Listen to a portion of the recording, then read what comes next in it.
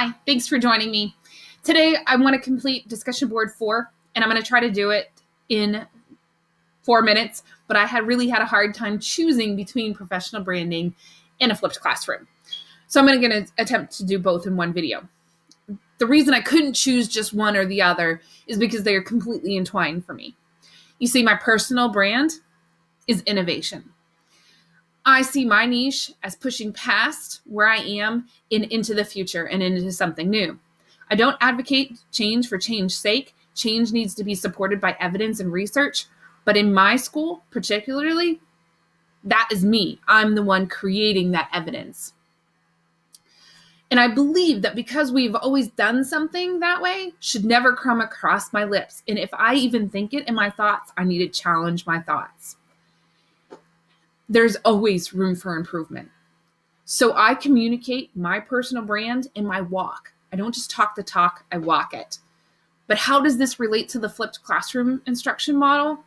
Well, I flipped my instruction early in my career. At the time, I had only vaguely read about flipped instruction model, and I'd never seen it in action. But I knew that it had potential. I worked in a one-to-one school and taught 7th through 12th grade science, taught robotics and music as well. I didn't have enough time to lecture and prep labs the way that I needed to, because I never taught the same class twice in one day. I didn't feel like my students were getting the hands-on interaction that they needed to help them, so I flipped. My classroom wasn't orderly, and I will tell you it was a mess. However, my administration caught my vision and gave me grace and allowed me to move my class forward. That can be a con. If you don't have administration behind you, you're not going to do well. The other one was making sure that my students, even in a one-to-one district, had the opportunity to watch the videos I produced. So I observed at the lower grades how things were done. And I brought centers back to my classroom, my high school classroom.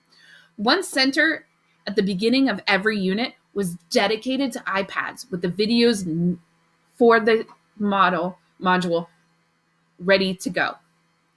So flipped centers worked for me. They also freed up a number of labs and hands-on activities I can do in less time. I could have 3 or 4 different activities going on. I still had more seat work than I needed, but there was so much opportunity to do things that I had never been able to do before that I embraced it. Students were able to have my attention when they needed it most, when they were doing the work, when they were involved in sorting through all the hard stuff. I loved it. I had more interaction with my students at this point than at any point in time when I had lectured. At first, it was a lot of work, so much more work than when I had lectured, but the students and I both really enjoyed it after we settled in. And I say after we settled in because I had students that told me that I was making them teach themselves. In a way, it's sort of true, but I gave them this analogy. You don't learn basketball by hearing about basketball. You learn basketball by watching it and by playing it. And so that sort of helped them get to where they needed to go. By the time I left the brick and mortar classroom, I had only 1 year that was not 100% pass rate on the end of course exams for the state.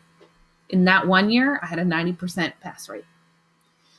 What I learned from that was that I needed to be fearless in finding ways to guide students' interaction and education. Innovation was the key to success. I moved away from a traditional flipped model and modified it. I've incorporated project-based and competency-based learning into the flipped model since then. No model is the end-all, be-all of education. So I will always be aware that someone has moved my cheese.